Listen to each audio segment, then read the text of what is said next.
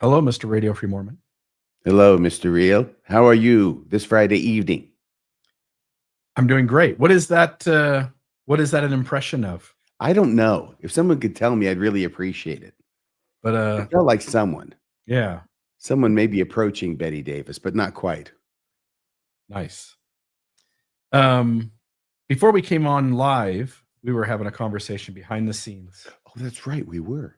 and you said something that I thought was sort of profound, and then you and I sort of got into a conversation about it, maybe the last 5 minutes or so before the show started. Uh, what was the observation you made? Well, I don't know what it was that prompted it, but um, it was something about something missing. Something's missing. And I think we were talking about your new show that you're going to do. I think Yeah, that's where it came up, and something's missing, and how you how you maneuver people by asking them questions. in apologetics, there's a recognition that what you have to deal with is the thing that was expected didn't happen, and you have to explain why it's missing. Yeah, That's exactly it. yeah. And I said, that's the thing in Mormonism. Everything's missing. Everything that you Everything. should expect to be there isn't. Whether it's DNA in the Western Hemisphere, whether it's any kind of Egyptian or Hebrew writing in the Western Hemisphere. Nephi writing or priesthood healings, they don't happen. Yes, even so. So that's the problem, is that if you have got a situation where there is no proof of any of your claims, then at some point, maybe you should think that means something.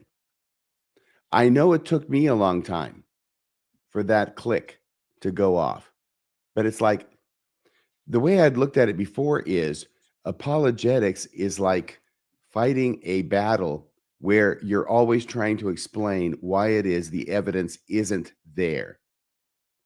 So whether it's DNA and they have all these little theories over here and over here to try and explain why there isn't any Middle Eastern DNA in the Americas pre-Columbus. So they're trying to figure this out. Then they always have to explain why the evidence isn't there. Well, why are there no cities or anything that we can identify as Nephite? Well, the response is we haven't found it yet. We always have to explain why it is that we haven't got the evidence, and the evidence that we do have appears to show that the claim is wrong. Yeah. Apologetics has to explain the missing. It's the reason for the Book of Abraham is a missing scroll. There's a catalyst theory because we're missing the matching text on the Egyptian papyri to go along with the Book of Abraham. We don't have it. Um, we're missing the 1832 account story. We went with some other one. Like there's always something that doesn't belong and it isn't used or it's hidden away but what you're hitting on specifically, RFM, is that in everything in Mormonism that you expected to be there, it's missing. And that was very disappointing, because when I was a new member in the church, and I felt like we could prove anything. With Hugh Nibley by my side, I could conquer the world. A second Cumorah that we have no idea where that second Cumorah is. The first Cumorah is missing. The actual Cumorah is missing. There's no hill with stuff in it. The archaeology is missing. Right. And this is something that we're actually brainstorming right now on live TV for a future, perhaps, Mormonism Live episode. Yeah. What an interesting concept. And when you look at Mormonism from that perspective, seems just blatantly absurd for a whole new reason. Yeah, it didn't have anything that it should have had. What is let's just ask to the believer, to the apologist, what does Mormonism have that it should have had? Can you demonstrate that it has it? And the best you got in an entire universe, really, at its heart, is 3 letters NHM. And that's it. Everything else can, for the most part, be explained away. And the problems that where things are missing is just such a big mountain of things. It's in the thousands. Hmm. Yes, at some point it becomes debilitating to have to continue to argue from the weak hand, and not just a weak hand, but the weakest hand you can possibly have. Yeah, the weakest, and you still make it sound as reasonable as you can. You give the best explanation you can for why the thing is missing. And that's apologetics at its best. So that you decide that maybe I never should have expected it to be what I expected it to be. And your expectations are what's changed on every single issue. It's never what you should have expected. It's it's a what do they call the DNA thing? It's the genetic drift. Mhm. Because you said the Bottleneck. DNA is missing. And so you have to buy into like, well, yeah, there's this minority position where, yes, if all the cards were right and you have this absolute anomaly again, what could happen is that DNA could disappear. And then they go, well, that's it, because the DNA is missing. Or else it just would have been there and the church would have been true. Kids would walk out of primary hospital and the church would be true. The Egyptian papyri would match and it would be true. Joseph's visions and the things he claimed would have been consistent throughout his life, and it would have been true. And he would have only married his wife and not gone after little kids. Like it, yeah, Mormonism, you have to live with the unexpected to resolve every single concern you have. Do you know that right now I am feeling very sheepish that for many, many, many years, with knowledge of all of these things, I still believed. You still believe? Me too. I believed. If this thing would have been 50% better gray areas, probably would still be there. Let's say the only thing you've got, okay? Let's say the only thing you've got evidence for is that the Egyptian papyri actually is the Book of Abraham. Boom, I'm in for everything else, okay? I'm in. I will overlook the absence of evidence on every other claim. Hmm. Polygamy, maybe, but maybe not. But every other claim, I'm in. Yeah, it There's only not one. yeah. It only really needed to be 1% true, and we would have kept believing it. It wasn't even 1% true. There wasn't, like, you would think if you just played the Texas sharpshooter fallacy, if you just made random guesses at things, you would get at least some things right. And this thing, on every truth claim, every historical event, it's not what we expected. Anyway, great observation. I thought it led to a fun conversation. So I feel like everybody in the audience must think they've dropped into the middle of a Russian play. yeah, maybe. So what do you want to say here on the front end? Mormonism After Dark, Mr. Radio Free Mormon. You and I get together every Friday night at 8 p.m. Mm. How was your week? My week was so much fun, except for today. I had this monstrous headache. And it started afternoon. Mm. And when these things come, oh my gosh, not only are they like anvil pounding with a hammer, oh, it's terrible, but also they go on. They go on for a while. And I mean, usually hours and hours. And so I know what to do in terms of I need to sit down, not lay down, okay? Because if I lay down, it makes it hurt even worse. But I can sit down and I can nod my head or bow my head, say a prayer, fold my arms, Yeah. and just try and be quiet, as quiet as I can be, and try and get through it. Anyway, but I was blessed. I feel like I was really blessed because normally this would still be going on. And I muscled through like 2 hours of it, 2.5 hours. It was mostly gone, came to the studio, and I am up and running, and I thank whatever God's may be for this blessing. Yeah, I mean, having a headache of that nature, that's and do you say you get these from time to time? How often do you get them? Um, um, a few times a year. Yeah. Yeah. I just, I know a lot of people out there deal with chronic pain. Um, it's a thing that my girlfriend in her coaching practice, she helps folks with. But I know some people walk around, they get sort of like migraines or bad headaches on the weekly. And Yes, that would be awful. and I think we all have something, we all have something that sort of plagues us or hurts or anyway. Um, yeah. So what'd you end up taking for it, you said? Taking for it? Yeah. Did you do anything to sort of get rid Well, of it? I took some pain pills That's what I mean. Like over the ibuprofen, counter, Advil. Which a one? lot of them. Yeah, but what's your go-to? I don't even know what it's called. They're white and they're like in a All right. capsule form. They're just headache medicine. Yeah. Um, my girlfriend asked me a question. I wanted to ask you. I'm hoping she brings it up tomorrow. We go out with friends to have a drink and to hang out. And but she was talking to me tonight over dinner, and she's like, "Bill, if I had this socially unacceptable thing that I was passionate about," she used the example because she was uh, equine training when she was younger. So she was joking around about like the people who literally there are groups of people who get on sticks with horses and then they like dance around like as if they're the horse.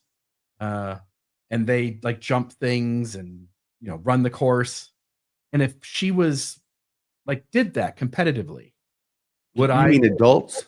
yes, adults doing that, yes. And if she did that competitively, would I attend? Would I support her? And it's one of these where like, hey, whoa, are you testing me? Because that's funny as hell. That's a funny Sophie's choice to put me in.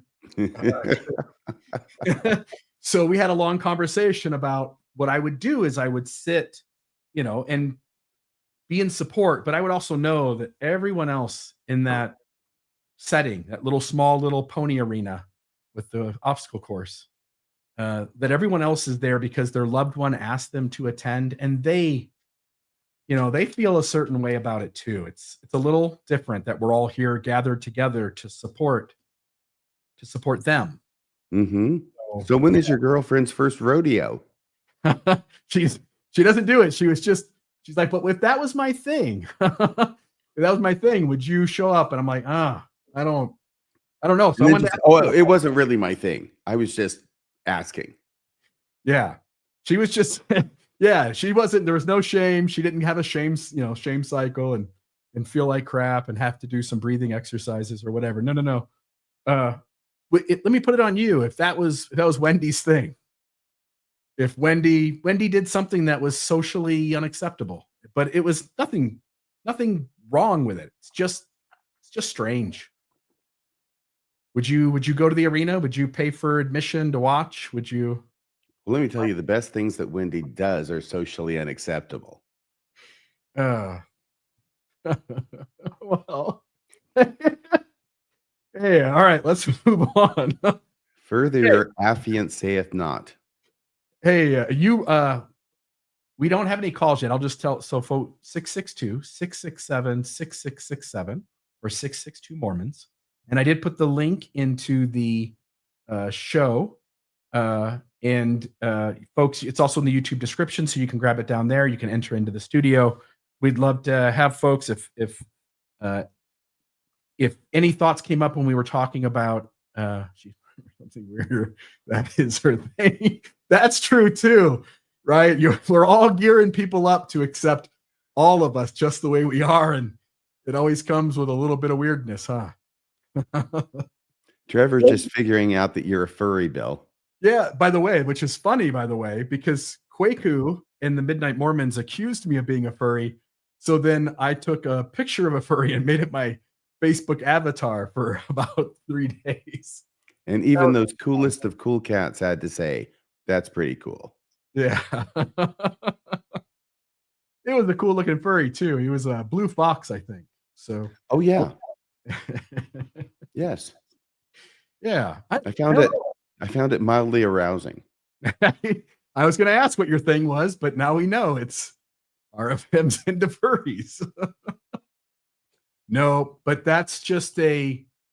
uh that's just a way to sort of say that you've got a weird thing, but without telling us, but telling us another weird thing so that we can all think about that one in funny ways. I don't even know what you're talking about at this point.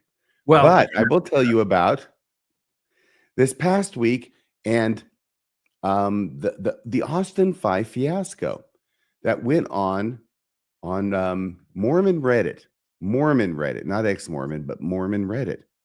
And what happened is it was Thursday evening. I'm at a McDonald's. I'm watching kids run around blowing off enormous amounts of energy. And I am notified by Colby and or Cultural Hall that Austin Fife has now done an opening post on Mormon Reddit to explain himself, to give some answers, and to try and calm the seas, I think. do you always hang around the kids zone at McDonald's? Well, yes, actually, I do. I do No. a I do a lot more now that I'm older than when I was younger. Okay, well, you'll Take have that to take that as you will. I think the McDonald's kids zones are so gross. I feel like you have to take all of that equipment and I don't know, like sanitize that at least every 4 hours. Ugh. Anyway, go ahead, continue the story. Okay. I think we're finding out a lot about each other tonight. Ooh. Um, all right. So there were some comments that were made and that I wanted to share. What happens here is that he calls it Dear Reddit. And let's see, it is the thing was that he mentions my name like 3 times in the course of this post on Reddit. And um he tries to make it clear that what my name is, that I am RFM, okay?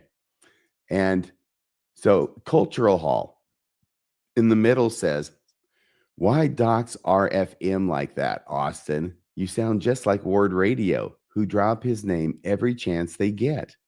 I guess, like you mentioned in your post, you might just be trying to match their energy." Yeah, that's a quote from his post above.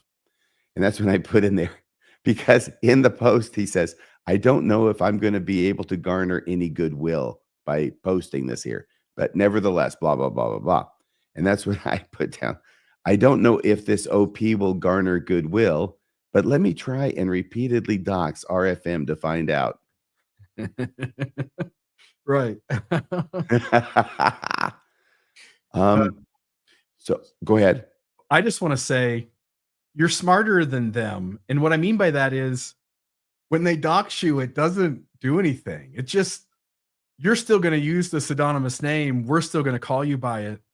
It's your name in this community till your dying day and beyond. 20 years from now, 100 years from now, if people talk about anything you produce, they're not gonna call you by your name. Mm. They're gonna call you Radio Free Mormon, and so the joke's on them. No one's gonna remember Jonah Barnes. I feel like I've achieved a sort of immortality. You have. I've Uh, slipped the surly bonds of earth. who was the last generation of Fair Mormon? Who like are they gonna remember those names? Oh, this guy. No, it's the folks who figure shit out who have great appreciation for the folks who woke them up and helped them figure out that this thing that deceived them wasn't what it claimed to be. Yes. Well, thank you Yeah. very much. William Charles, RFM's real name is the Scarlet Pimpernel. They seek him in here, they seek him there. Those Frenchies seek him everywhere. Is he in heaven or in hell? That damned, elusive Pimpernel. Mm, nice. Okay, thanks so much for that one, William Charles. I blame William Charles for that. Oh, this is another slide. Okay. So Crobin17 said, when I say the critics, okay, he is, excuse me. When I say the critics, I refer to, okay, what this ends up being is it's a quote from the opening post. Okay. So it's being quoted here. And this is what he says. When I say the critics, I refer to individuals and organizations that manipulate data and history to harm the Church of Jesus Christ of Latter-day Saints with the intention of persuading current members to resign their membership, former members to stay away, or potential future members to avoid membership. That is his definition of critics. And I Ooh. thought, wow, I'm not even a critic anymore. No, that definitely does not define how I feel about what I'm doing. Not at all. Um, I'm trying to get as close to the damn truth as I can. And I had to leave the faithful stories aside to get there. I do not manipulate the data. Yeah. I'm actually trying to understand the data in the most reasonable way, as opposed to ignoring it and manipulating it, which is what I had to do to maintain belief in Mormonism. Yeah. Amen. Okay, so I thought I'd put that up here. Let's see this next one. Oh, and then what happened was, this ran for about 12 hours, 13 hours. He was really getting the stuffing kicked out of him, if I may use that word on the show, stuffing. He was really getting the stuffing kicked out of him in the comment section. And all of a sudden he deleted his post. Well, apparently when you delete your post, it doesn't delete all your comments like it might somewhere else. Mm. It doesn't do that on Reddit. And I didn't know that, but so this is Tipsy Emu who says coward. That's what Tipsy Emu is responding to, is the fact that he deleted his post. He got And I so had said, I guess it can be frustrating when people don't believe your lies. yeah. He's writing a letter publicly claiming to believers you don't need to give any merit to what the opponent says. There are good answers for these problems. And then when he's engaged on that letter, he decides he wants to write something so that everyone sees it again. He's the one who gets to put all of his thoughts publicly. The moment he gets other people who approach him publicly, he does not want to engage in that arena with his peers. He is afraid of his peers. Yeah. I can't hear you, RFM. Oops. Yeah, you have to. Sorry. King Christ says, turns out you are correct. I thought I better pronounce that very carefully. Turns out you are correct. The post is now gone. Any goodwill he was trying to garner, ashes to ashes, dust to dust. So people could already continue to comment there, but it wasn't accessible from the regular main page of Reddit. Yeah. If you had a link to it, right? Mm. Then you can get to it, but otherwise you can't. So it's deleted. Austin, yeah, I just want to say to Austin, notice, Austin, that your ego needed to go into a public space and you needed to be able to tell people something. But when they tried to tell you something, that wasn't fair somehow. That wasn't appropriate somehow. And you needed to control the narrative. Those people had as much right to say something to you in those comments as you did to put that post on Reddit. Well, that's true, I think. However, the story's not over yet. There may be redemption, even partial, perhaps, for Austin. Oh, that's what Carbone Dale said. For FYI, deleting your post doesn't stop people from commenting on it. It just makes you look like a baby who can't handle criticism. Yeah, it's exactly what it makes him look like. You can However, just do that, yeah. he reposted it. Mm. He reposted it. He reposted, I think it was exactly what he wrote before. I don't know, but it looked similar. And but he took my name out, right? So he says reposting did not intentionally mean to dox RFM. My apologies. Hmm. How soon was this after the original was deleted? I don't think it was that long. I mean, within a day, certainly, Oh, probably no, no, within 12 no. Yeah. hours. If he was doing it, first off, if any of us put a post on Reddit, we pay attention. We're looking to see what the interaction is. He obviously put it there because he wanted it to be read and he wanted to put it in a place where comments could be made originally. Hmm. He's watching the chat, or maybe he's not, but he's watching. So he would have been notified pretty quickly, right? You saw it pretty quick. Saw When did you catch wind that you were being doxxed, and did someone else bring it up soon? Like, the first thing said something about doxing RFM, right? Or you came in and said that? Well, this was Thursday evening when it Yeah. was Colby or Colch. It was they were both present, but one of Yeah. them pointed it out to me, and it And was a few hours after it had been posted, I expect. gotcha. And then almost a day later, he deletes it, but he deletes it that day. He deletes it pretty soon into the interaction, right? And then he puts the next post out hours and hours and hours I'm later. not sure. I'm not sure it's that far out, so I Okay. wouldn't want to hang my hat on that. It didn't come prepared to talk about the time frame. I Yeah, apologize. that's okay. Then maybe I could be wrong on the judgment that I'm making. I just assumed, because the way I understood it when the thing was presented to me, this is the first I'm learning about he put it back up. Okay, hang on a second. Cultural Hall is weighing in. He says he deleted his post within a few hours of me and RFM So posting. maybe he deleted it because he had doxed you and he was trying to make it right. Yeah. Kudos to him if that's the case. Yes. Okay, cool. Thank you. Yeah. So, so someone posts here, are you planning on engaging in comments? By the way, in the first entire thread, okay, it wasn't up for more than a day. It was less than a day it was up, but it got a lot of comments. However, none of the comments were from Austin. He interacted zero.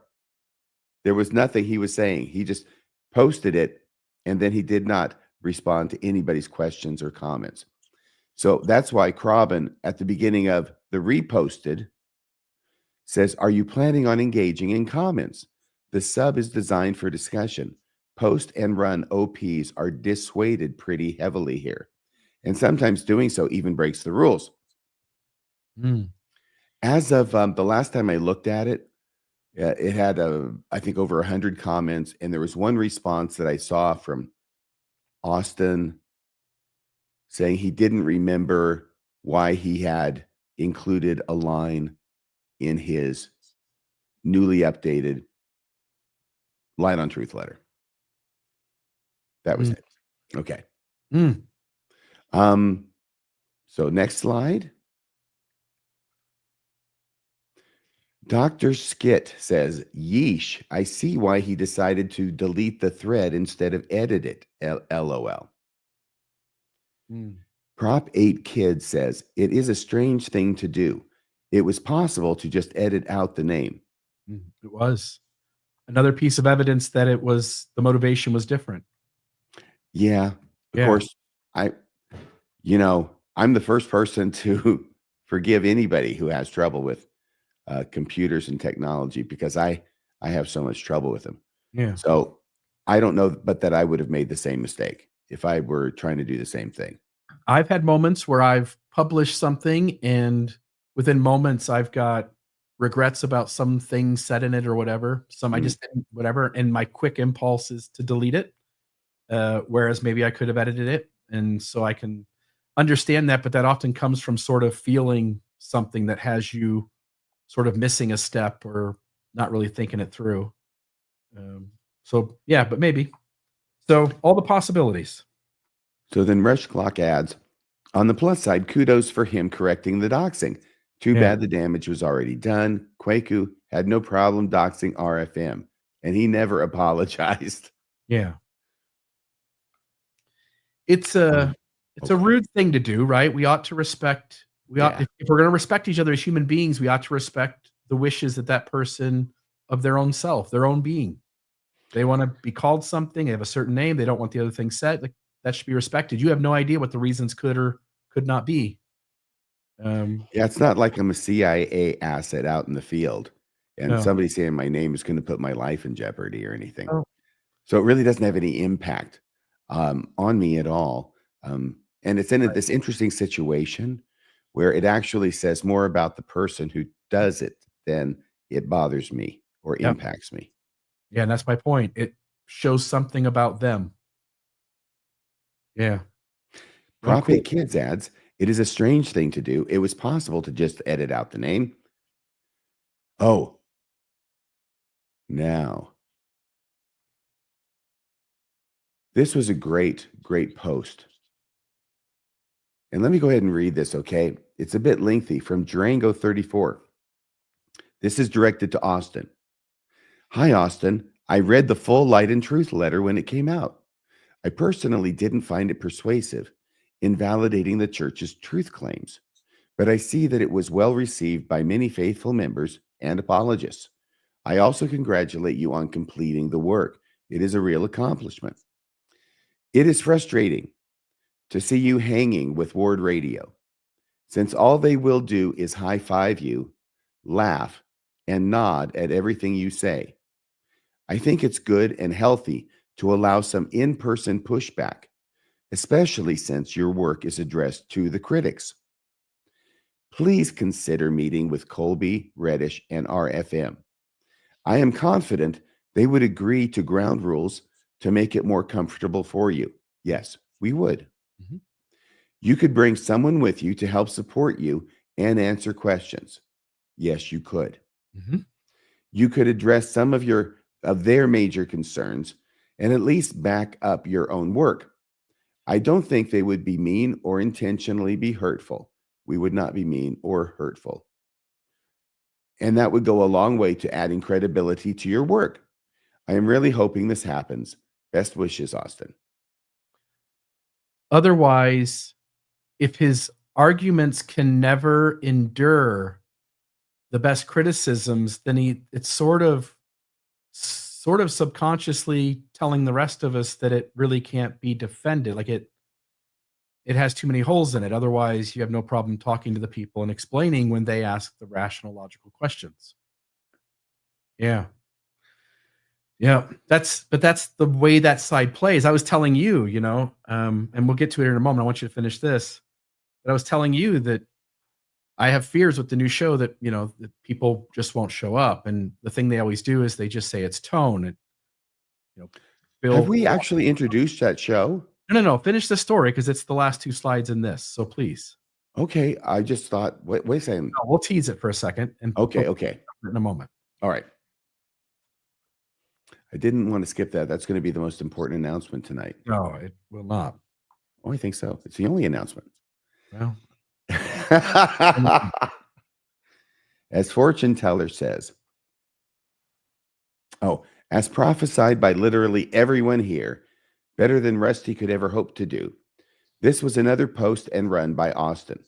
He has no intention of engaging whatsoever. He knows what he wrote is weak and full of lies. He absolutely is doing this for Mormon clout.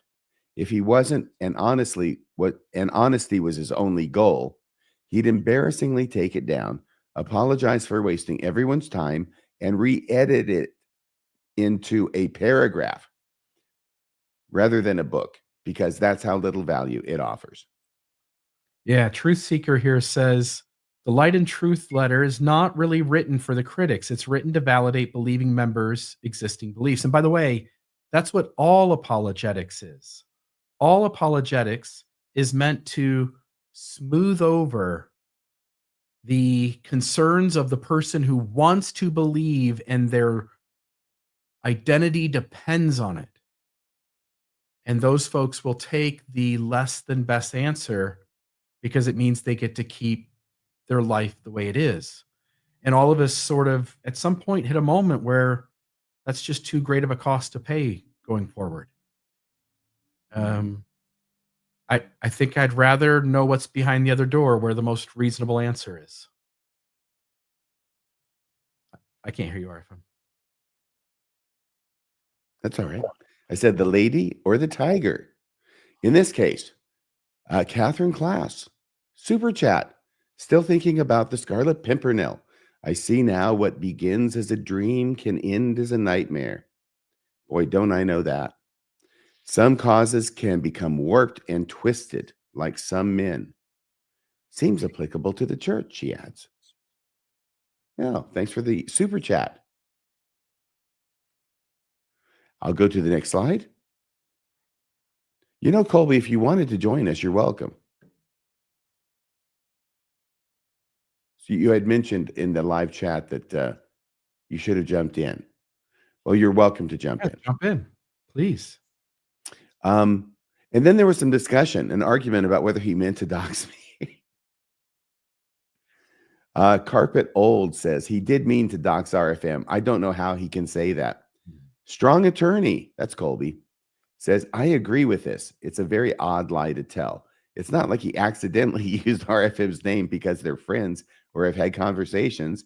He doxed RFM and called him RFM in a parenthetical. This was intentional behavior, and it's odd he cannot own that. That said, I appreciate him fixing it on behalf of my friend. Thank you very much.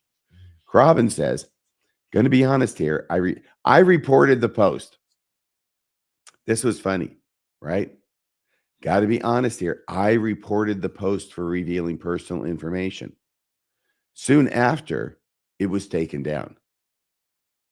So what relationship there might be between the post being taken down and it being reported by Crobin, we don't know. Strong piece of evidence in Austin Fife's favor. It might just be something that is close in time. Yeah. Maybe he did it voluntarily. I don't know. Some have greatness thrust upon them. What I'll say to that, RFM, is that he's had other occasions already where it appears he's distorting the truth in a way that would appear that he knows that he's doing it. You guys have pointed that out. And so I just want to heads up to you, Austin.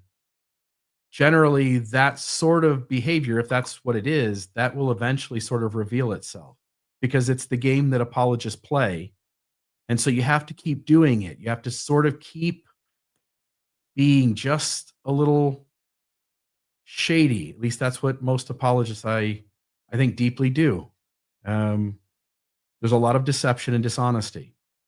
And it's really hard to defend the thing you want to be true when it doesn't have the strongest argument in its favor. That's difficult. Yeah, it ends up being something that is not. Oh, sorry. Hey, guys. I'll take it down. I'm doing well. Good. How are you? Life treating you good? Yeah, life's treating me good. Keep going, RFM. I love hearing this. Okay, well, let me put it back up on the screen. It'll be a little bit smaller now.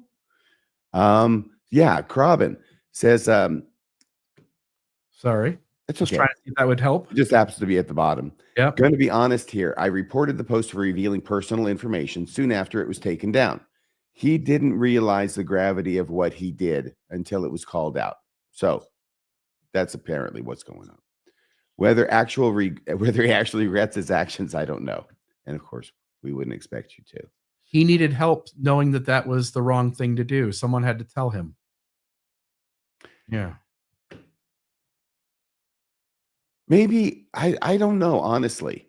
I mean, how long do you have to be in this space? And by that, I sort of just mean the social media, YouTube, whatever it is space where we have rules about doxing people. Basic decorum, yes. Yeah. I don't know. It seems like I've known it for a long time. Yeah, and maybe my criticism of Austin on this point isn't fair, but like I think many people, even on the believing side, who've watched your interactions with Midnight Mormons or Ward Radio or whatever they call themselves in the debate, know that they crossed a line by doxing you and doing the same behavior. And Austin appears with them regularly and high fives them while they're doing the same thing on their show. So this is the weird thing, because like we accused Austin of being a liar multiple times, RFM, right? And he quibbles with some of that and accuses us of the same. And the thing that's so funny is, like, I feel like we have legitimate evidence to not expect good action from him at this point. Like, when we've shown over and over and over again, I guess what I'm saying is I don't like calling people a liar. I don't like making that accusation, but it's very difficult for me to believe that was a good faith mistake because of the people he associates with that have on purpose taken that same exact action. Does that make sense? Yeah. Of course, on the other hand, they're taking the action unless they explain to him what's really going on with it. Then maybe he wouldn't understand. It is entirely possible. I agree. And I guess the other thing is he did take it down, so at least he did respect basic decorum after someone reminded him, to Bill's point. You can't tell I was a defense attorney, can you? Just note, by the way, like the opposite of doxing somebody is sort of that Richard Nygren affair, right? Where apologists, again, not just one guy, but a whole group of them that represent, in a large respect, the entire apologetic community, you know? Mm-hmm. Dan Peterson. You might have a few of those neo-apologists that you put off in a different side, but most apologists that protect the church do it from that kind of motivation. And those people as a group created a fictional black apologist to blame or give credit to things so that they would keep the flack away from them. And not any one of us would do that. And sure as hell, no five of us together talking about how to present information in an honest way would ever give any cover to creating Richard Nygren. That was absolutely obscene. Well, and the thing I love about you guys revealing that with Steve Pinecker is the thought of doing that. Like, you're absolutely right, Bill. The thought of doing that would never even enter my head. And what it shows very clearly is that they don't prioritize authenticity and honesty above other things. Like, we can see that in real time, that there's this thing, as we've talked about Austin, for the last little bit, where I wonder sometimes if Austin really is just like, and I don't mean this as an insult, I mean it almost in like the technical sense. I really wonder if he's just that incompetent that his action appears so bad to RFM and I, as we've gone through it in detail, but it really is, he doesn't have bad intention. And I think there's a lot to be said for someone's intention, especially the bad intention. But the thing that's so difficult is the end result is the same. Like, Austin wrote a letter full of what could be lies. Like, they're not true. And there are people who are misled by it. Whether he has that intention or not, I don't really care. At the end of the day, it's about the work. That's where, the phrase that RFM and I talked about in the last episode that sticks with me is, like, in the First Amendment jurisprudence, lies are actionable, but so are statements that are made with reckless disregard for the truth. And like, this entire effort, as I've reflected on it with RFM, was made with reckless disregard for the truth. Like, so negligent in how it handled things. Like the Nahum issue, where Austin gets his own source wrong on every significant fact, always in a faith-affirming way.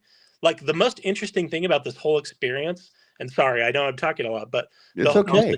Good stuff. The most interesting thing about this whole experience that RFM and I've been doing, because I've like grappled with this, like, these are real people who have real families too. And I know that this is affecting them. Like, for Austin to go on and do this, whether it's sincere or not, like, it's affecting him. And I don't like the fact that we're affecting somebody. But at the end of the day, like, the truth matters. And like, this stuff matters to me. And it doesn't seem to them.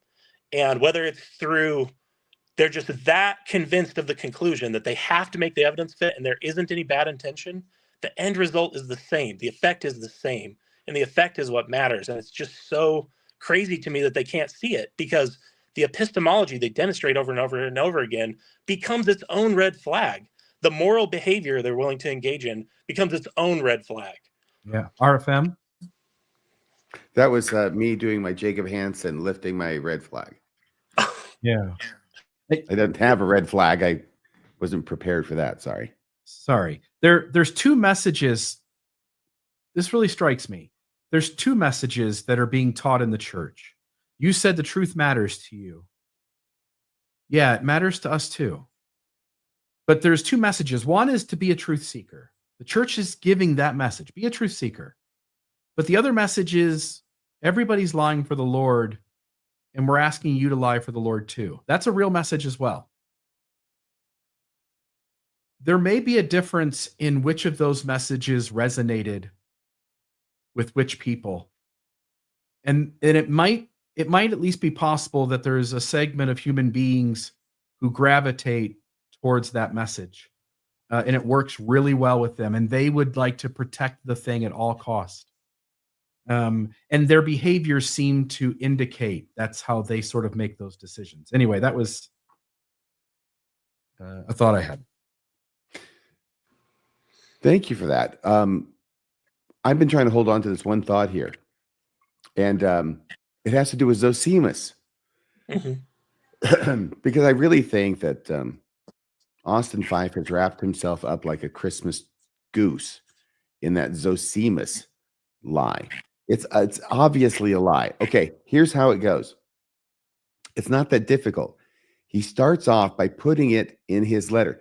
The narrative of Zosimus is an ancient document, though not ancient enough, but he doesn't tell you that. Anyway, it goes on, draws parallels between it and the Book of Mormon. So step one is Austin presents it in his Light on Truth letter. He presents it as an evidence of the Book of Mormon. And that's step one, okay? That's step one. The next step is that actually somebody on Reddit, and then Colby and I later, eviscerated this argument about the narrative of Zosimus having any evidentiary value to support the Book of Mormon, okay? That was step two. Step three is Austin Fife was on Psych Ward Radio, and he was saying that this was a cunning plan, that he had actually put the narrative of Zosimus into his letter in a different place than his evidences because he really didn't think it was a very good evidence. It wasn't strong. What he was showing was that weak parallels is what really the narrative of Zosimus is. He gives a bogus excuse about he's trying to make the critics fall into a trap by, seizing on the weak parallels or making a comparison. It's all very confusing and intentionally so. But back here at step three, what it is that he does. So step one, he puts it in as an evidence. Step two, after it gets eviscerated publicly. And step three is, it wasn't really an evidence at all. It wasn't that strong. That was a trap, and the critics fell into it, okay? And now the last step, step five, is now he's come back and said, no, I think it's a serious evidence. Mm-hmm. Once you've come all the way back there to the point where that was the problem in the first place, was that you thought it was a serious evidence, and you've gone all the way through all the constellations, like the sun following the moon, yeah, it's a lie. You can't get out of that one. No, you're back to your original thing that you knew didn't work. Yeah, it's either a lie or his epistemology is so broken that he really, really doesn't understand. The other thing I was pointing out to you when we were talking about this earlier, RFM, and then I can go, I don't want to hog the show, is Austin's second excuse of I wasn't lying, RFM and Colby are exaggerating that I misled people by putting this in there. He used the word fucking trap first, okay? So that's ridiculous to say that people fell into your trap, and then say, wow, how dare they accuse me of bad action? You're high-fiving your moronic buddies about it on camera, bro. Yes. It's not that difficult. But anyways, my point is, even if he wasn't lying about it and it wasn't a trap, he says, I was trying to expose the double standard and the hypocrisy of the critics' statements or their standards. But the standard he's talking about is not seeing parallels as significant evidence when it supports the Book of Mormon's historicity. But that's exactly, we made the exact same point in our episode. So the thing that's so funny is, to Bill's comment earlier, Austin sees critics as the worst argument he's ever heard from every critic. That's the critic he's attacking Yeah, in he the ain't Light and attacking Truth me. letter. He's And not all attacking critics- my argument. And all critics hold that position. Yeah. Yeah, From hold his point of view. all of the positions, right? Yeah. Because what he's saying is the double standard is you believe in Solomon Spaulding's parallels being significant, but not Zosimus. No, I don't. That's the point. That's why you don't understand that, like, even the point you were trying to make, if you weren't trying to trick people, it's literally just a tu quoque fallacy. It's saying you're doing the same thing I'm doing. And then he turns back around, like you said, RFM, and says, actually, that's really good evidence. Like what? Like, how? This is so confused. If this isn't a lie, this person like needs help, like with their daily life to like make choices. Like, that is such a confused way of sorting out fact from fiction. And I know that's strong. Like, I'm not trying to be mean to the dude. Like, but that makes absolutely no sense. Like, there's 5 different contradictions in that. And that's an essential law of logic, the law of non-contradiction. I'm sorry. Go ahead. They actually don't contradict each other, Colby. They're just given to different audiences. Yeah. Kobe, the moment, And there may be some truth to that. and there is, the moment I started to steel man the argument against the church, it was over. Mm-hmm. And my 2 cents to Austin Fife is steel man the problem. Don't pick the worst critical way of framing the problem. Steel man it. Give it the best work you can give it, and then see if you can break through that defense, and you can't. And so your letter falls short because it doesn't tackle the best argument against Mormonism. And every time it's doing something less than that. And if he can't do that, the thing I would at least ask Austin is have the decency to change that freaking introduction. You claim the letter is written to critics, and critics are telling you, here's the problems with your arguments, and you say anything that they want to bring up is a red herring. Like, just be honest about the scope of your letter.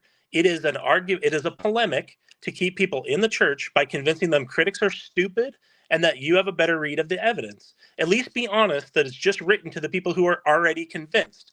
And ask yourself, why didn't Jacob Hansen or Word Radio ever point out any of these serious issues? Like, in the first chapter, Austin used the phrase psychological rape towards people like John Dehlin and you guys.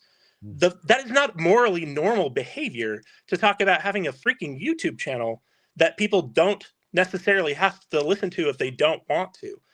Why did none of the faithful side see any of these obvious problems, both moral and in his methodology? And Austin, ask yourself, am I really as rational a thinker as I think I am? Because the people that I've surrounded myself with didn't catch any of the things that I'm now acknowledging were serious errors in my work. Anyways, thanks, guys. Yeah. Dunning, or I can't hear you again. Sorry. Mike says, it's simple. Austin was embarrassed and didn't want to look bad in front of his wife, so he lied about setting a trap. Yeah. Plausible.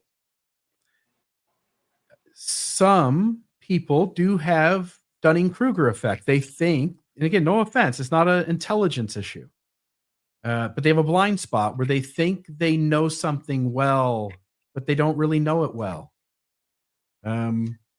These issues in Mormonism, the critics go, well, these guys have been bringing this stuff up for 200 years. Yeah, because you haven't resolved the problem. If you resolved it, we would go away. You don't resolve the problem. It doesn't get solved. That's the issue. It'll be another 200 years. Yeah, and real experts, people who are really experts in something, are so excited to talk about it. Like in my work, I exchange with judges and legal experts and legal scholars and like people who are professors and actually teach things, and they're actual professors, not just made up ones on the internet. They Sorry, Gary, he didn't mean it. That's aimed at John Barnes. They'll answer questions in the chat. They'll leave all the comments up. I mean, they want to engage the topic with rigor. Yeah. And that's where people need to ask, like, why does the faithful side only do the most carefully curated interviews? While, like, I think any of the three of us would be willing, like, I would sit down with Russell M. Nelson right now and talk about Mormonism if he wanted to. there's no one I wouldn't talk to about it, because I feel very confident in the things I do know about it, and I feel willing to admit the things that I don't know. And it doesn't feel like the other side of the equation has that going on. But anyways, I'll let you guys go. Sorry to take What up if so much time. what if he were issuing you a call to be an apostle? They That's do the like only way I lawyers. can see It you would two make sitting down to sense. talk together. Yeah, they do like lawyers. It makes sense. But I'm not technically on the rolls of the church, unlike one of us. That's why it would be so inspired.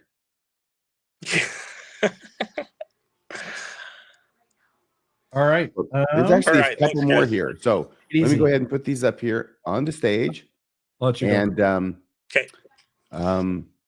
oh, this is Hungry Coworker who said, I have never seen anybody call RFM anything other than RFM. Going out of your way to use a different name that is clearly not his preferred public name is in poor taste at best and fucking despicable at worst. That's what Hungry Coworker has to say. Yeah. And here is this is Colby, I think. I think it is. This is Colby. And this is just a clip, okay? I'm just going to read this top paragraph. Here's my biggest single question. You may already have said this, I don't know, for you. Biggest single question for you. If you answer nothing else, please at least answer this one. He did. Is it at all concerning to you that you had other faithful folks read your letter, have you on their podcast, and not one of them raised any of these issues or corrections for you? Because they didn't read it. All they wanted was another guy in their camp. They did. But yeah, they didn't really look at it. They didn't really know. It's just how it comes down, and that's the only important thing about it. If it comes down on my side, who needs to read it? Yeah, it's a rare thing for people to side with the other side. The example I always share is that you and I doing the tar and feathering episode, but it's happened a few dozen times at this point where we agree with the church on something and we go like, actually, I think the argument's stronger in their favor here. Unfortunately, it's not on any of the miraculous parts. No, the truth claim parts aren't it. Not one of them. It's all missing. It's all missing. Okay, so it goes on. Colby goes on. Not one of them raised any of these issues or corrections for you. What does that tell you about the epistemology at work in the believing Mormon community? Epistemology is how we come to know why it is we believe that what we know, okay? We all think we know things. Why is it that we think we know those things? That's what epistemology deals with. So when Colby asks, what does that tell you about the epistemology at work in the believing Mormon community? How is it that Mormons come to know the things that they claim to know and bear testimony of that they know? Why? Because somebody wrote a book that you didn't read that comes down on your side. Yikes. Scary stuff. What does it tell you about the online apologetic space? Has that caused you to reflect at all on the reasonableness of your conclusions? Okay. And then he starts quoting some more from Austin and then responding to it again. But I wanted to get that one in there. And he added a few questions there in the comment that he didn't bring up on the show. So I'm glad we read that. Did that make you think of anything, Bill? No, we're good. No, go ahead. Oh, by the way, do we have any callers? There is a caller, so let's take that off the screen for a minute. Okay. Oh, there was one thing. Let me show you this. I had this up to put this up on the screen. I made a record of the episodes where we did a really deep historical dive. Whatever happened to the great apostasy, tithing, changing doctrine from interest to surplus, tithing, but this time through the lens of the past. And these aren't the titles of the episodes, but these are the topics that they cover. Why most Latter-day, and some of them might be the title. But the 1826 glass liquor trial, the Flora Woodworth episode, I'm so proud of like the work that you and I have done. The ability that you and I have had to say, like, let's just walk the person through the thing, give them all the context, help them understand how these events unfolded, and let them make a decision about what that means for them. And when folks like Austin Fife accuse us of manipulating the history, I'm still waiting for someone to sit down and show me where I've done that. That's what I was going to say to Colby before he left us, was that Austin is so brilliant. Austin is so brilliant that in his book, his letter, right, that's addressed to the critics, he changed it to redefine critics so it doesn't include Bill, me, or you, Colby. Yeah. Therefore, he doesn't have to talk to you because it's not addressed to us. It can't be. Checkmate. Yeah, because you and I show the work. You show me, you tell me who in the critical world that is adamant that we're wrong and the church is true and all the things add up perfectly. Who among that group is showing their work? This is just one part of our 3-part episode on polygamy. Okay? We put the documents up. We highlight the places where it pertains to the topic we're talking about. We let you read the whole thing. We tell you where it came from. And you can go, that's part 1. You can go to part 2. Here's land deeds, people associated with them. Oh, there's the Nauvoo Expositor and the High Council minutes. And like, we let you see all of it. We try to help you fill it all in. They're not doing that. Remember, something's missing. It's always missing, RFM. With him, it's the documents. It's also an IQ above 100. Yeah. Just engage. Don't make excuses. Just engage. And if you want, I can spend 2 seconds, or we can go to the phone call. But just engage. I started to spend a few seconds engaging. Yeah, just a few seconds here. Just next Wednesday, any apologist wants to come on, amateur, well-known, it doesn't matter to me. Come on. I promise I will act in good faith. All I'm going to do is I want to get to the truth of the problem, and I'm going to pose the conundrum. And if you're an apologist and you want to come on, you try to answer it. If your answer feels like it has holes to it, I ask follow-up questions to get context, to be able to ask if we take that one step further in that line of logic, here's what happens. Anybody can come on, and let's see if we can resolve if Joseph Smith's polygamy with children was divine or not. And I promise, I'll turn us. I was going to say, I'm going to hand over a survey at the end of the thing and ask folks if both sides acted in good faith, and if the proposed resolution by the apologist reconciles the problem for them.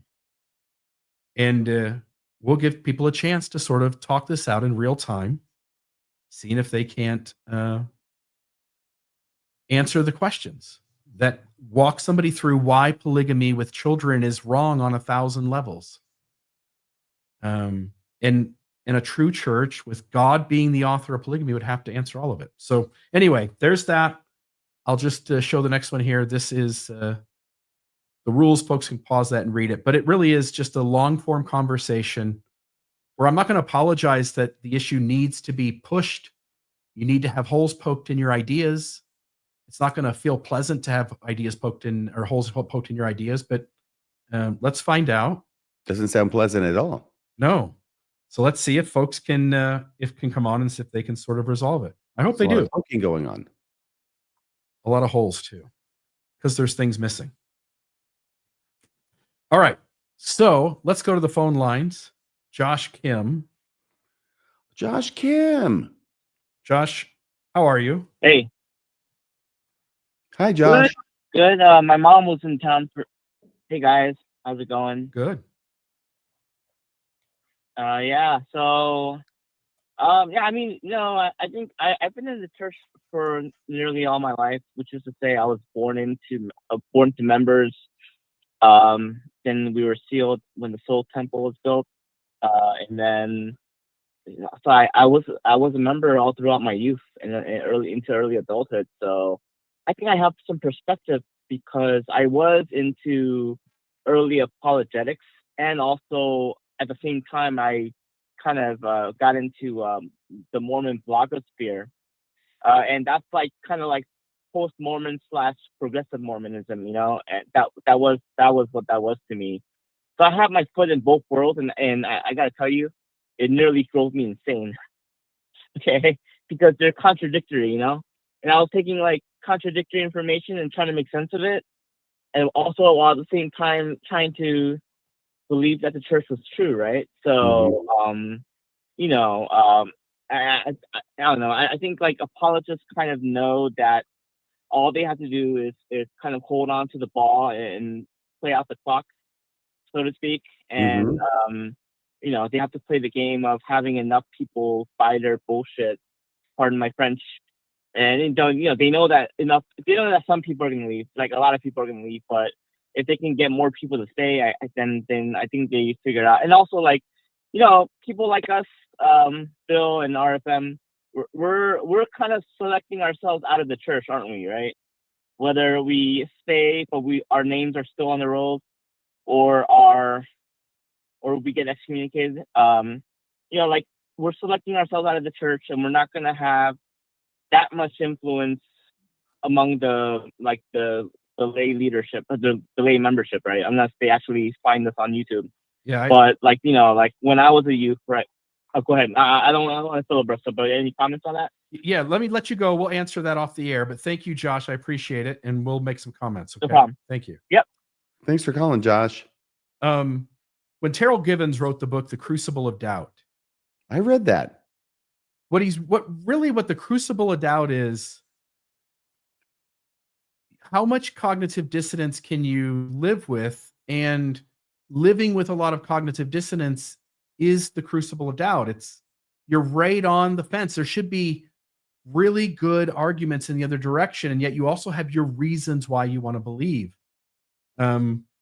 It sort of states that you're going to be sitting in the discomfort of significant cognitive dissonance. And what Josh was describing was so intense. I mean, just like a thunder and lightning storm of cognitive dissonance brought on by his desire to believe the church was true, and yet completely giving himself over to the dark side of the force at the same time, and learning and listening to other people with different ideas and things that he hadn't been told before. I'm sure it's like the lyric from the song. I think it goes, I tore my mind on a jagged sky. That's what Josh Kim was going through. So anyway, I think it's a lot of cognitive dissonance. It is Hurts. cognitive dissonance is somewhere in the realm of insanity, right? It's this mental discrepancy that doesn't feel comfortable, and it's chaotic, it's restless. There's some facets of sort of a really soft mental struggle going on that it makes sense to me, sort of the language he gave it. Yeah. Yeah. So can I speak just for another second on the show on next Wednesday? Sure. It sounds like a fascinating premise. Yeah. What could possibly go wrong? Well, I expect that no one will show up because I just don't, right? Because no apologist is going to want to wade into that deep end of the pool. How could you defend Joseph Smith's polygamy with children? Maybe, and again, by the way, you're not welcome. The folks who don't believe Joseph Smith was a polygamist, please don't come into the studio and make that argument. It really is for the other person to be somebody who believes that Joseph Smith was, in fact, a polygamist and that it was divine. I don't have any desire to be rude to them, but I am going to be direct about the problem. I'm not going to pull punches. I'm going to test the integrity of their argument. And that feels like an attack, but that's how good critical thinking happens. Would you please rehearse for us again what happened with you and Jacob Hansen and what was planned? Because I recall that it was like a whole series was planned, and you were going to have discussions about different major aspects of Mormonism from both sides, and it would be just friendly and not debate, not contentious. Yeah. And you got through like two of them, and then he jumped ship.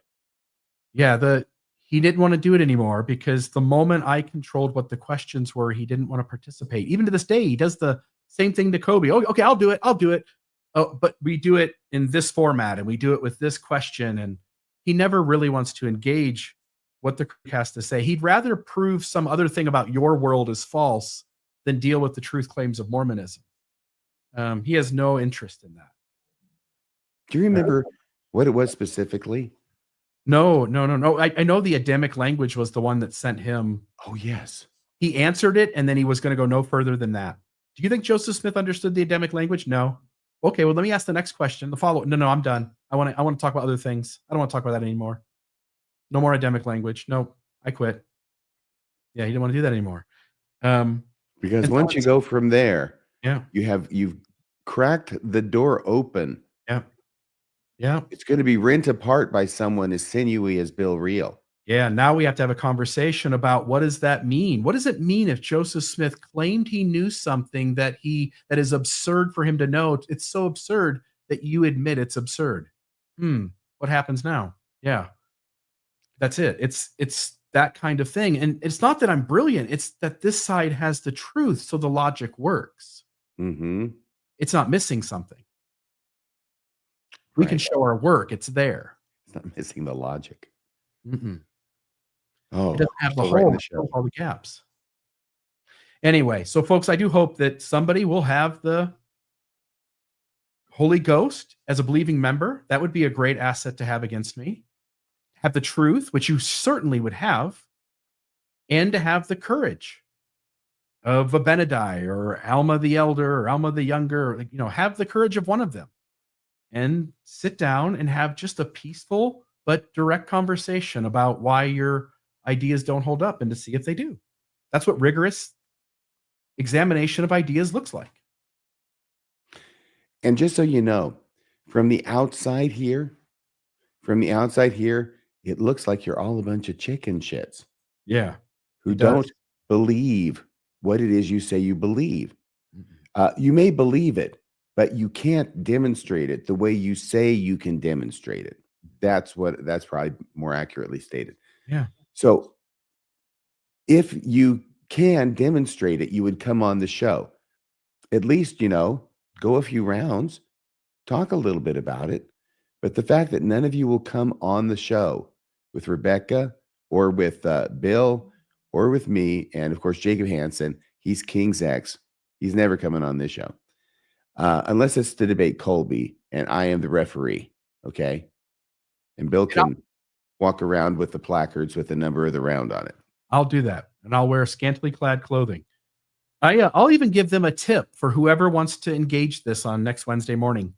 I'm going to hit this from like 10 different angles of what is wrong with it. You've got the age, you've got grooming and predatory practices, you've got the use of spiritual coercion, you've got proximity and trust violations, time constraints and pressure, deception and secret marriages, lack of parental consent, the situation with Fanny Alger, even if it's something less than a sexual event happening, it sure as hell isn't Joseph showing her how to shoe a horse. Emotional and psychological manipulation and lack of clear doctrine or consent from members. And you're going to get hit from all of those angles. And you're going to have to explain how Joseph Smith practiced polygamy in a way that I can get behind him and that God is our founding prophet and the God who revealed to him the ongoing restoration. And it's not going to be easy. So but I'll be kind and I'll let you say your piece, but I'm going to ask you tough questions. So yeah, I would love to see who shows up for that. I hope they do. I would too. Hopefully someone who has the courage of their convictions. You know who has? Brittany Hartley said, if nothing else, I'll come on and I'll represent their voice. I'll argue in favor of them and I'll give it the best apologetic answer. So even this side's willing to go like, let me at least steel man it. Let me steel man it and see if you can knock it down. And we all know what would happen. Like we'll knock it down. There's too many angles by which it doesn't add up. And what every apologist knows in their heart is that they're a coward because they have the wrong position. They can't prove it. They can't demonstrate it. They're going to get their asses kicked. And who wants to volunteer for that? Nobody wants to volunteer for that. That part I get. But can you at least do a little introspection and think, why is it you're scared to death to go on? Because you know you're going to get your ass kicked. Could it be because you're wrong? That's my question. If the evidence is so not against you that you're going to meet that kind of ignominious defeat, maybe your proposition is wrong. Yeah. So we'll see next Wednesday. Yeah. And all the people out there who look at these apologists as their champions going into battle, who never quite make it into battle, they're always busy, doing something with the horse or putting on their armor, shining it up, but never quite make it into battle. These guys are chickens, they're not the warriors that you want carrying your colors into battle. Yeah. Boy, oh boy. Okay. Now, the only thing I have not done is to flap my arms like this and go, brock, brock, brock, brock. Do you think we've got their attention? And by the way, you could go, well, man, you started with a hard issue. Well, Jesus, if one of them doesn't add up, that doesn't add up. If Joseph Smith is the kind of guy who goes against God's wishes and sleeps with 14, 15, 16-year-old girls, hiding it as a secret from his wife and using manipulative predatory practices to trick these girls into a relationship, then maybe the church just isn't true. And can I tell you from personal experience how liberating it is not to feel that I had to defend that kind of thing anymore? Can you imagine being liberated from that? And you don't have to not only believe it, but defend it as if it's justifiable and okay that all this stuff happened. I recommend it. It's good for you. Liberation. I don't know what the cooties are, but whatever the cooties are, when you defend that stuff, that's the cooties. I mean, it's just gross. Is this a term of art? It's a phrase we used when we were 7 years old in school about boys and girls. The cooties. Yeah. I'm just saying, like, if the only way you can defend it is to manipulate it and massage it, and yeah, it's just a weak argument. So we'll see, folks. Hopefully somebody on Wednesday. I think I got that set for 10 a.m. Yes. And if you show up, Bill will make sure that your massage has a happy ending. That's right. Probably not. Yeah. The owner of the Patriots, though, that guy did that. Okay. Just saying. You're just lashing out because you're a Browns fan. We never get a happy ending. Nice softball pitch. That was great. Yeah, we got the second pick in the draft. That's how bad we are. We get to take another quarterback again, except that Deion Sanders went on national television and said, if a couple of teams take my player, my quarterback, my son, he ain't playing for them. And they said, well, what if your son doesn't listen to you? And he's like, who? Deion Sanders was just being like, my son listens to me. And it becomes pretty clear that he was probably talking about my Cleveland Browns. Oh, I'm sorry. So we can't even take the guy we want to take because his dad will make sure he doesn't play for us anyway. They'll do some kind of holdout and make statements in the media and that kind of stuff. So now you got to take somebody else. Every now and then in the fall and winter, in the football season, I feel bad about being a Seahawks fan. And then I think of you, Bill. Yeah, it's much worse to be me. Boy, oh boy. So there are no other calls in the queue at the moment. What else are you thinking about? We've got 10 minutes left. What else I'm thinking about? Well, let me see here. Good heavens. I don't think I have that much else that I'm thinking about. We've talked about all the slides. We did mention, you asked me Valentine's Day is on a Friday. It's a couple of weeks away. Oh, yeah. Right. I'm planning to take my girlfriend out for Valentine's Day. And so am I. And so are you. Nice. Excellent. We'll find it out in the parking lot. And so, so we will do Mormonism After Dark. We're planning on Saturday night, and we'd love 2 weeks from tonight, I believe it. No, actually 3 weeks from tonight. We'd love to hear from you guys, your Valentine's Day stories when we get to that, and to have you sort of share either a memorable thing on a Valentine's Day from something in the past or something crazy that happened on the night before, but something connected to Valentine's Day. So Yeah, you could do that. My thing that will be connected with Valentine's Day will be Brave New World, tell me about it. What is that? the new Captain Oh, America Disney. movie. Oh, cool. Right. Jordan, did you finish Salem's Lot? Did I not mention that last? I thought I'd read from it. Maybe I hadn't finished it when I read from it. Yes, I did.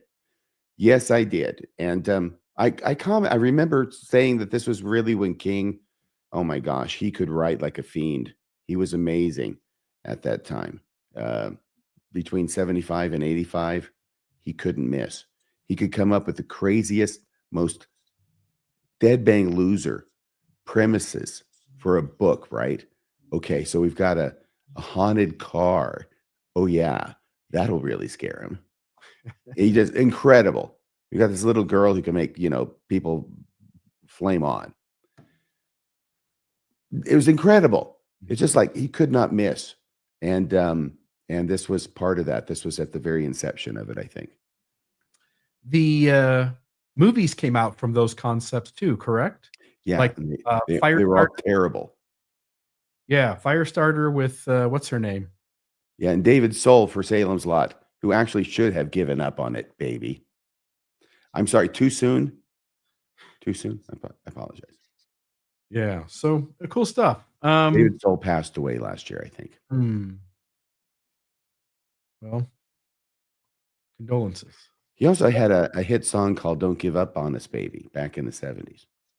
Don't give up on us, baby. Now I've given away all my secrets. How's the tune go? Don't give up on us, baby. I know we've come this far. And I'm singing it better than David. I believe it. That was great. Better than I would have sang it. I would even know I don't even know the song. He was big from, first off, from Here Come the Brides, where he was one of the Bolton brothers. And that was a big deal. I just moved up here. My family had, and they brought me along, which was nice of them, to Seattle from Texas, Seattle area. And there's this TV show on Fridays, ABC, called Here Come the Brides, and it takes place in Seattle. And Bobby Sherman has a big hit with the theme song, right? The bluest skies you've ever seen are in Seattle, and the hills the greenest green in Seattle. And so it goes. So anyway, all I'm saying is that then he went on to be in Starsky and Hutch, right? And he wasn't Starsky, he was Hutch. And in the midst of this, he sings a song with no real training that anyone could tell, but he kept the tune, and it was a smash hit. And the thing, I'm so sorry, everybody, but the thing that I will never forget about David Soul was I was watching him on some kind of show, some entertainment show. And this is when the song was big. And he came out and he sang the song, and everybody erupts in applause. He doesn't acknowledge them. He just like puts the microphone down and just walks off the stage. And I thought, that guy is full of himself. Immediately, it's just like, no. This is like, going up and smacking somebody in front of a national audience on the Academy Awards. It's like it leaves a bad taste in your mouth, and you say, okay, I'm used to seeing the person that guy plays on the screen, right? But now I think I'm looking into the soul of the guy himself, and I don't like what I see necessarily. Yeah. That happens, huh? People sort of reveal themselves if they get a chance to be sort of under the spotlight long enough. They have enough interactions and moments where they're feeling things, they're activated about stuff, they have a need that's selfish, and their true colors come out. Yeah. Besides, I was never a Hutchinson fan. I was always Starsky. You were always Team Starsky for me, baby. Paul Michael Glazer. Nice. What are you working on? I know for Mormonism Live, we've got the George Washington, Captain Moroni thing, but what's the next thing on the radar for Radio Free Mormon? We are scheduled, Colby and I and another individual, named Jacob, who will be joining us. There is this absolute crazy notion going around, mostly among the usual suspects. You'd have to be a member of a psych ward to say something like this. But here's how it goes, is that gay people are better off inside the Mormon church than outside the Mormon church. Swear to God, not kidding. That's how it goes. Gay people, and scientific studies back this up, by the way. Scientific studies. This is science. Gay people are better off. Excuse me. Gay people are better off inside the Mormon church than outside the Mormon church. Now, one might look at that and think, that seems backward. That's like saying that Jewish people are better off inside the Spanish Inquisition than outside the Spanish Inquisition. But if there's science, then maybe there's something to it. So it appears what we have is this individual, Jacob, who's going to come on the show. He is really, really good at reading these kinds of reports, studies, what it is that this is based on. He has gone to a great deal of work to trace it down, track it down, read what limited studies there are, and decipher it and show that actually these studies do not support this conclusion is at all. So believe it or not, Jews really are better off outside the Spanish Inquisition. I know it's hard to believe, but this is something that I really think needs to be nipped in the bud. And I feel strongly about it. And Jacob, our guest, feels strongly about it too. I was asking him why he did this. You know, why did you get attracted to this particular subject and put all this effort into it when you're a first year medical student, for crying out loud? And he feels very passionate about it as well. I'll let him tell the story tomorrow, but he'll be on, and Colby will be on, and we'll record in the morning, and then hopefully he'll be up at 7:00 tomorrow night Mountain Time is the goal. Awesome. And even if that data is true, there's other really reasonable explanations, which would be being in exile from your entire religious community, or choosing to sort of maintain that. Like, in other words, by being your authentic self, by being gay and claiming like I'm just gonna find love like the rest of humanity does, and find a place where you're cared for, you're connected, you got your people, and they step away. They've lost, in many regards, they've lost their family. That's going to show up in the data as lack of mental well-being, as being worse off. Right? If your family sort of disowns you, if your church community disowns you, like, what do people lose when they leave? And if maybe unhealthy people making someone's leaving feel shameful and judgmental and putting them in exile, maybe that's worse than staying with the people who would judge you and shame you if you were your real self. Maybe option A is better than option B. Yeah, just absolutely straight across. But the Mormon church or religion itself projects that into the eternities. So there's that added component there. Yeah. And there's a God who either loves you or doesn't love you, or loves you and looks at you sideways, you know? So the hereafter, like, it all takes care of itself over there in this invisible place that we have no assurance that you're the right guys on, and we've already talked about you're missing everything. Yes. Yeah. Absolutely. All So I right. straightened my tie at that comment by William Charles, The League of Extraordinary RFMs. It'd be like the Spider-Man movie where, you know, they all came back. That does it for me, RFM. What if you want to close us out and take us home? I will. So that concludes tonight. Tomorrow night, we talked about Radio Free Mormon should have a new episode up on a very important subject, I believe. And Monday's the newscast. Yeah. That's 6:00 p.m., isn't it? Mountain Time?